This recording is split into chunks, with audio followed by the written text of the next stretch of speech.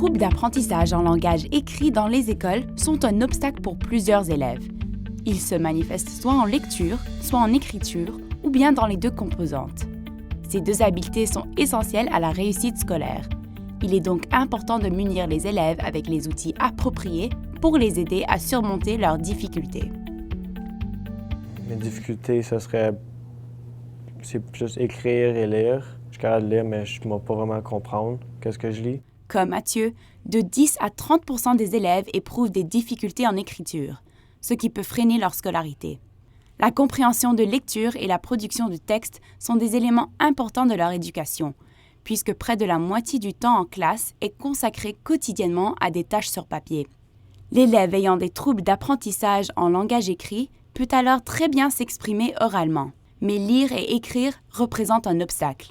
Il va parfois écrire de façon erratique, utiliser des phrases plus courtes et un vocabulaire simplifié pour éviter les fautes d'orthographe. Je peux penser à une phrase, on va dire je vais à la cabine. Mais dans ma tête, je sais, je veux écrire le mot cabine, mais je suis juste pas capable, je le sais pas. Alors je vais écrire je m'en vais à la maison. On va avoir un enfant qui a des habiletés qui sont pas suffisamment développées. Puis là, dans notre jargon, on va parler de la voix d'assemblage. Là, c'est les enfants qui ont des difficultés, on va le voir, qui vont inverser. OK? Donc, plutôt qu'écrire bandit, ils vont écrire dandy. Puis on va leur demander de nous relire ce qu'ils viennent d'écrire, puis ils vont clairement nous dire qu'ils viennent d'écrire le mot bandit. Alors, on a de l'inversion. Puis on a aussi, on va remarquer des difficultés au niveau de la voix d'adressage, donc les mots irréguliers qu'on a en français. Puis il y en a beaucoup. Par exemple, le mot femme.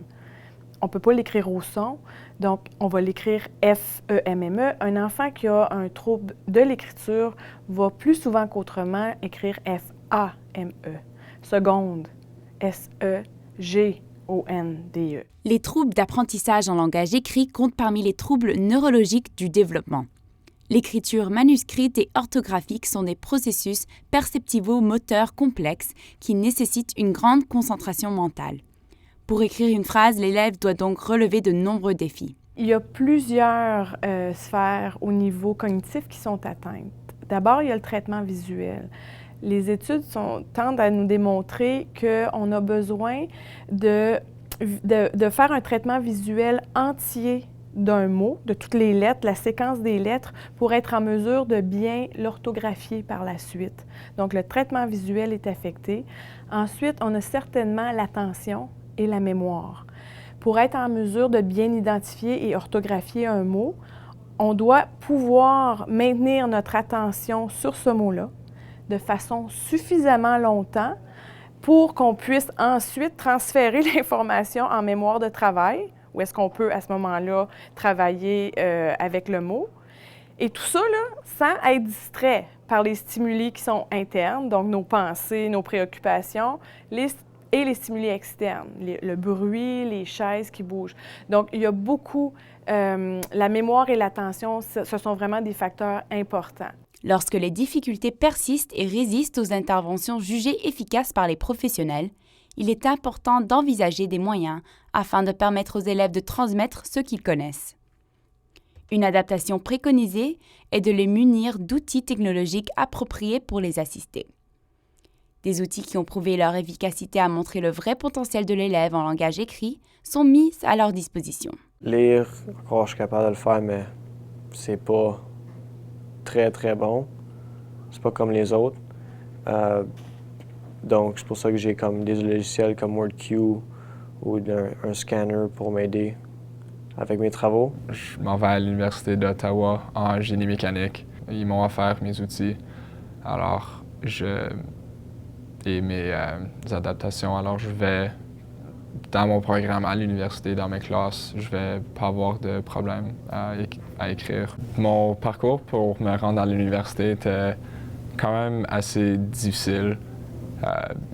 J'ai 18 ans maintenant, je fais une 13e année, je suis encore au secondaire. C'est juste rendu proche de la fin de ma 11e année que j'ai reçu mon portable avec toutes mes aides technologiques.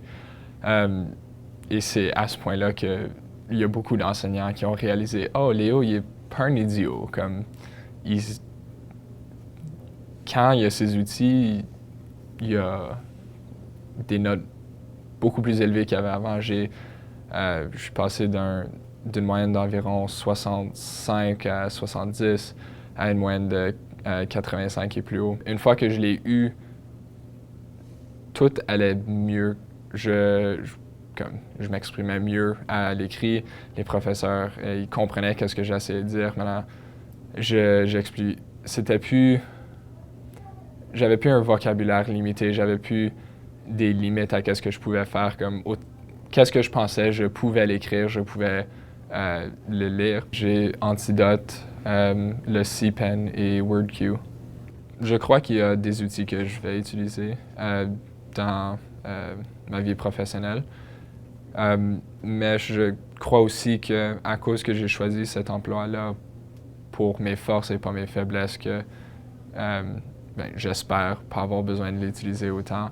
Mais je sais que si je l'ai besoin pour écrire une dissertation ou un rapport de laboratoire, je vais y avoir accès. Alors, il n'y a pas d'anxiété qui vient avec. Plus les enfants vont commencer à utiliser les technologies d'aide quand ils sont jeunes, plus facile ça va être pour eux, premièrement, d'accepter qu'ils ont besoin d'utiliser une technologie d'aide, et ensuite, ils vont perfectionner l'utilisation de ça pour être capables vraiment montrer tout leur potentiel.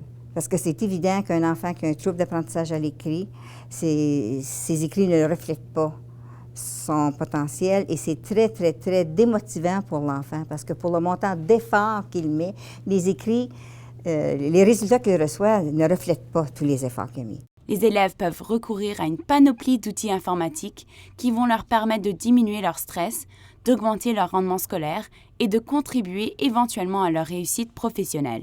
C'est démontré que l'utilisation d'outils technologiques réduit la charge cognitive qui est nécessaire à mon exercice, à ma production écrite. En fait, ce qu'il ne faut pas oublier, là, c'est qu'on veut écrire pour exprimer nos idées. C'est ça la base de l'écriture, en fait. Donc, le fait de leur permettre d'utiliser des outils, puis quand je parle d'outils, il y en a plusieurs. Il y a ce qu'on appelle des prédicteurs orthographiques, où est-ce que là, les choix de mots apparaissent pour que l'élève puisse choisir le bon mot. Moi, je fais de la danse compétitive. Les dictées vocales, où est-ce que l'on peut simplement parler, puis l'écriture va se faire pour l'élève. Il y a des dictionnaires électroniques, il y a le traitement texte. Donc, il y a une panoplie d'outils qui viennent, qui permettent à l'élève de se concentrer sur le contenu plutôt que la forme. Puis c'est à ce moment-là qu'on va voir qu'ils sont en mesure de produire des textes équivalents à leur niveau scolaire. Et aussi, ce qui est important à mentionner, c'est que ça leur donne de l'autonomie.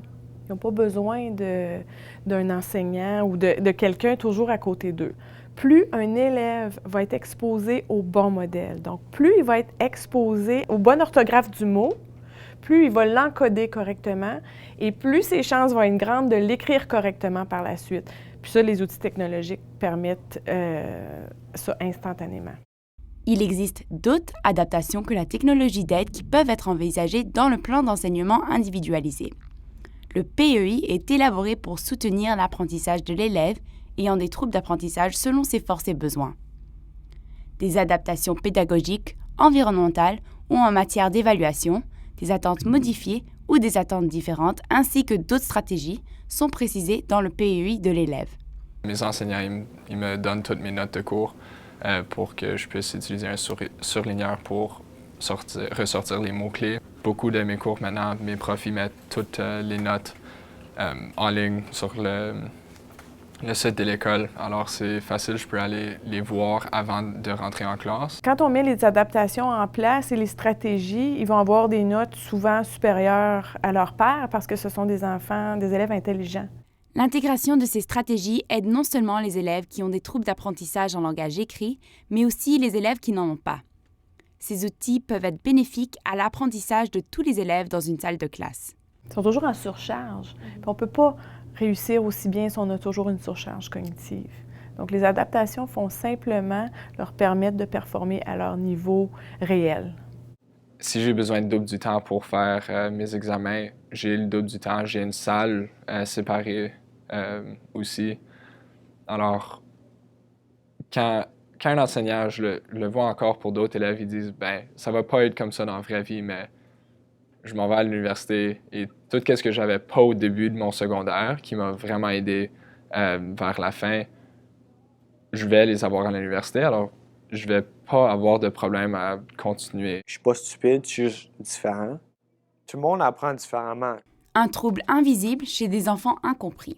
Si les méthodes d'enseignement sont adaptables, les mentalités ne le sont pas toujours. Les troubles d'apprentissage et les moyens pour permettre aux élèves de démontrer leur plein potentiel suscitent encore des préjugés. C'est là que je dis que c'est important pour l'enfant de comprendre son trouble et d'être capable aussi de l'expliquer. L'expliquer aux profs, l'expliquer aux élèves. Puis c'est très difficile pour les jeunes, OK? On veut maintenir leur estime de soi parce que le point de départ de tout enseignement puis d'apprentissage, c'est l'estime de soi. C'est d'avoir confiance qu'on peut le faire. Puis ça, c'est quelque chose qu'il faut qu'il se travaille entre l'élève et l'enseignant. Quand l'enfant a cette confiance-là, il n'y a pas de limite. Il est important de fournir les outils suffisants pour pourvoir aux besoins des élèves qui ont des troubles d'apprentissage dans le langage écrit, dans un environnement qui leur donne confiance en soi. Les élèves développeront une perception plus positive d'eux-mêmes en lien avec leurs tâches scolaires, ce qui favorisera ainsi leur persévérance et réussite scolaire.